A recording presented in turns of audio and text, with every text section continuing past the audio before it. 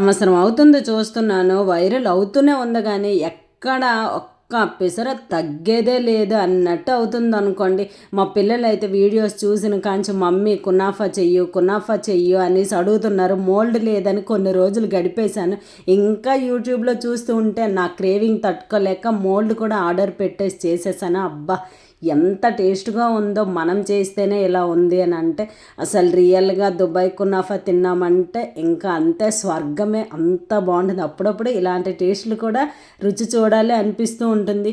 అసలు చాక్లెట్ అయితే నార్మల్‌గా అందరము తింటాం కానండి, ఆ లోపలున్న స్టఫింగ్ ఉంది చూడండి, చేస్తున్నప్పుడు సగం తినేసాను అనుకోండి నేనేని. అంత బాగుంది.